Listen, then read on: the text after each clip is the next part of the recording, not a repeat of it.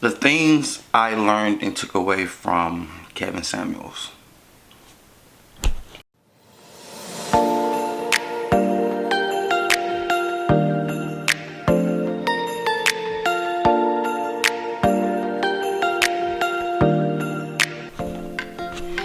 Hey yo, I'm DT and y'all the fam, and this is Fam Talk. So we came here to do what? Talk. So let's talk about it. And today's episode is the things I've learned from Kevin Samuels. R.I.P. Kevin Samuels. If you don't know who Kevin Samuels was an image consultant who created a YouTube channel to initially help men work on their image and their presence. And as he began to help men become men, and he noticed that the men that became something were complaining still about trying to find a woman. I did all this work, I became this high value individual, and I still can't find a wife. So he began to research into the women and realized that a lot of the issues now were actually women. It wasn't the fact that men weren't being men anymore. It was the fact that a lot of these women fell into this feminist movement, this modern day lifestyle where they want a man to be traditional, but they want to do everything that the feminist movement said they can do. They wanted to have it all. So his show became super famous based off of the Your Average clip.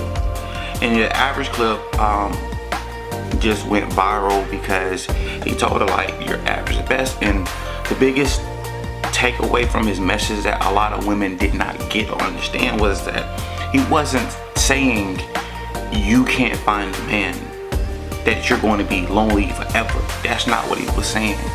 He was saying that the men that you want don't want you.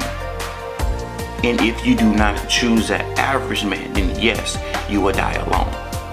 And a lot of times in that video, in his videos, he was really explaining like women are literally being disrespectful to average men and saying average men wasn't good enough for them. That was his message, saying like, yo, like he really was trying to bring the black community together. And the way he asked questions and how he got different things, a lot of women told on themselves. So a lot of women really hated that. And because you're a queen, you're this, and you're told that you're always the best. Now that's what he's pretty much known about, that controversial topics.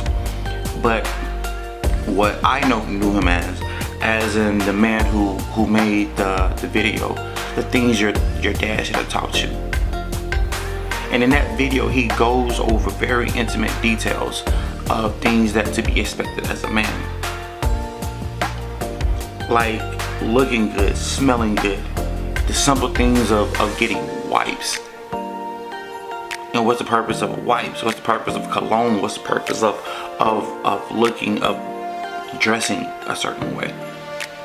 Also, and then in the interviews he did have with the women, he was like, okay, well, what about this? What about this? What about this? And something that a lot of women didn't care about that was on the show. They didn't care about what the man wanted. They wanted a man to be put together, but they weren't all the way put together. And so I'm not asking those questions because, well, number one, I'm a very self-actualized person. I'm always internalizing. Like even now, once I get done with this fam talk, I'm gonna do another fam talk because I'm struggling with if I was right or wrong about a situation. Even though I know I'm right, I'm still questioning, was I right about it? And so me being a self-actualized person, I'm like, okay, well, if I'm asking a woman to be a woman, am I a man? Do I myself check these boxes? Can I demand what I'm asking from a woman? Do I have the right to do that? I had to, like, that's what I took away. So as he asking him this, I'm asking myself, well, am I doing the right things? Okay, and he's talking about, okay, well, I want a man, like, She's saying, I want a man who makes no. He was like, well, you want kids? Yeah, I want 3 kids. Okay, well, how much man, like, he asked them all everything they wanted. How much would a man need to make in order to provide you the lifestyle that you desire? And a lot of them didn't know. Hell, I didn't know.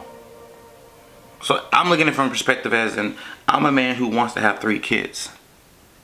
Okay, how much money do I need to make to be able to provide for a wife and 3 kids? Those questions he was asking the ladies, I was asking myself, can I do that? Can I provide? Do I make enough money to do that? And matter of fact, that's actually one of the reasons why I moved to Huntsville, because I was like, well, okay, if I make this amount of money doing this, and I make this amount of money doing content, I make this amount of money doing photography, and make this amount of money doing videos, I can make this large sum of money where I can afford to have a family.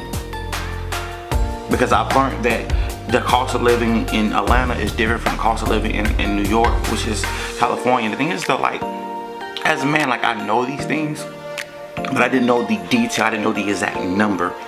He also introduced black demographics, where I can go back and look at statistics and see. Like, it's encouraging that not as many black men are incarcerated. Because the question is, where are all the good men at? And it's like, young ladies, y'all are ignoring them. Like, it was dope to find out that 80%, like, what, 60% of black men were single and unmarried. And out of the 60, that 50% of them was in the middle class. So to hear numbers all the time that niggas ain't ish and black men ain't this, black men ain't this, it was dope to see a black man giving black statistics about black men who are doing better.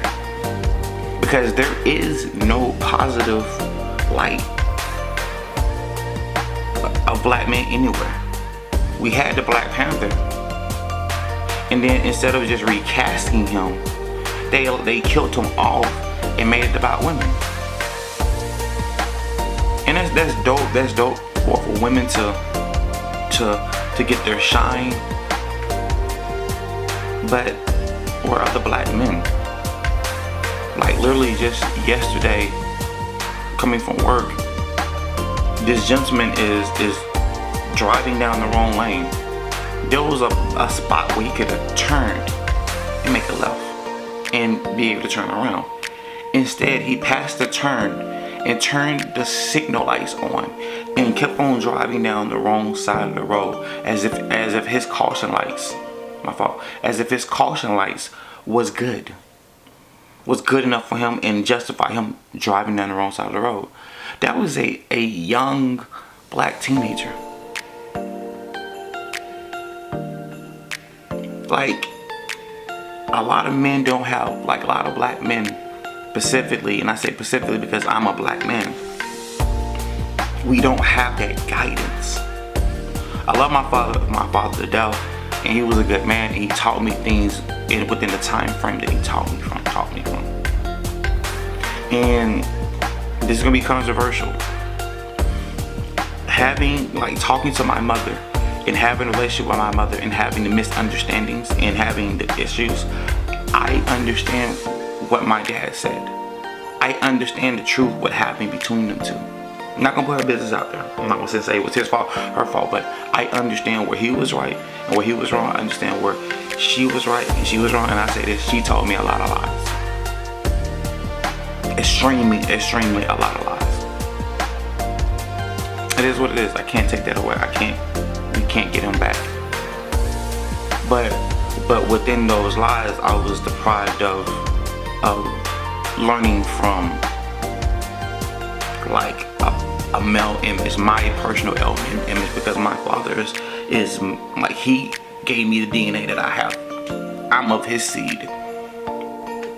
So I had to look elsewhere for other things. And once again, I've spoken about this a couple of times, of me having a stroke. I started over.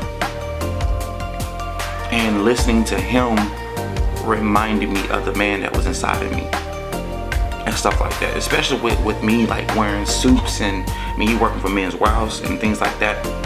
That pique extra interest and everything like that. And me not thinking, me not understanding, like I know how to dress in a suit and tie, but I know how to dress casually. And then just also being like in my 30s, in my mid 30s, that changes. I'm not a child anymore. I can't sit and do the little hip hop, the little young boy things. Like I'm a grown man.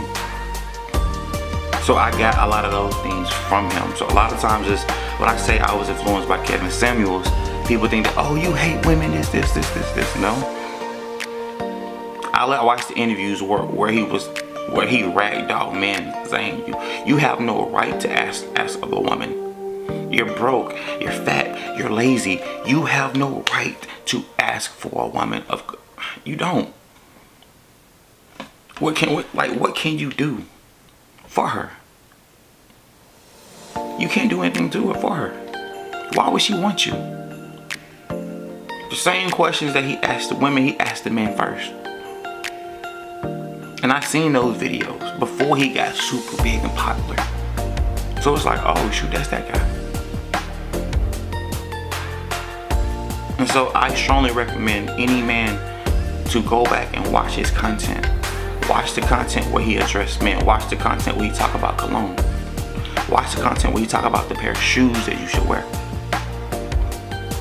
Especially like if you're coming up, like your wardrobe do not have to be this immaculate little thing. It doesn't have to be. You can have simple items. Very, very simple items. I have pulled some beautiful women in a t-shirt, jeans. I've done social experiments where I hopped on dating apps and wore certain clothes and still get the same amount of likes and swipes on me. Like learning different colognes to sit and buy. Like it's really dope. But in my eyes, he was a good role model. He was a person who was trying to fix the black community. He died away too soon. He had mentoring programs getting ready to be started. He was getting it set up for black people to be able to go to therapy and talk to licensed therapists. Like he was doing a lot for the community. And what's sad is this, is when he died, a lot of black women online celebrated his death. They celebrated his death.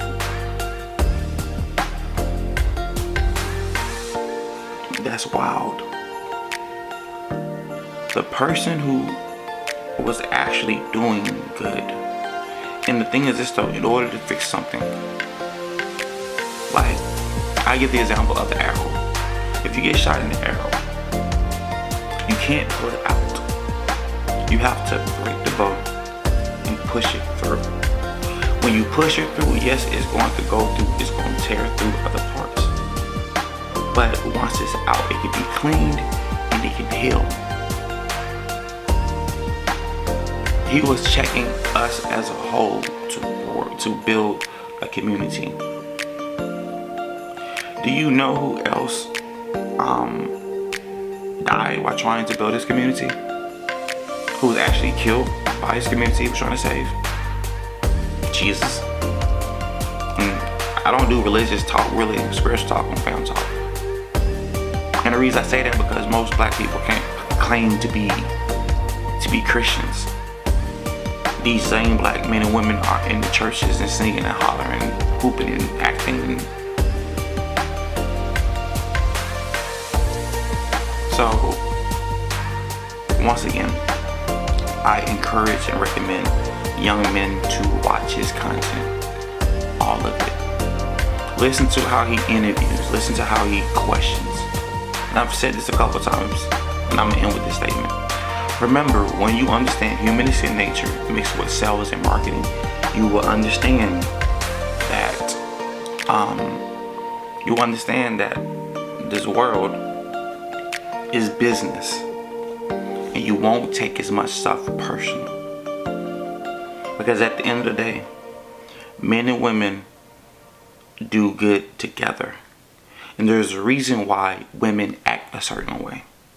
And there's a reason why men act a certain way. When you understand those reasons, it's easier for you to have empathy, sympathy, and compassion and understand. Because I understand the lies of the feminist movement. Because I have conversations with these young ladies when they're being strong and independent in the spotlight, but they're tears and breaking down in my arms when they're not on social media. A friend of mine said, "Hey, well, you should do a topic about the stuff you say about." Well, he said, "Actually, you should have a debate with those women who disagree with your Facebook post." And I told him, I said, that wouldn't work, because those same women who disagree be the same ones who agree with me in the comment, like who agree with me in my inbox. They even sit and say, "David, leave me alone, please don't talk crazy to me, for real." Don't go at me, don't go at me too hard on that. So with that being said, if you did watch Kevin Samuels' content, comment, what did you get out of it? What did you learn? Did he help you, or did he push you away? And as always, make sure you like, comment, and subscribe. And with that being said, I love you guys. Till next time, peace.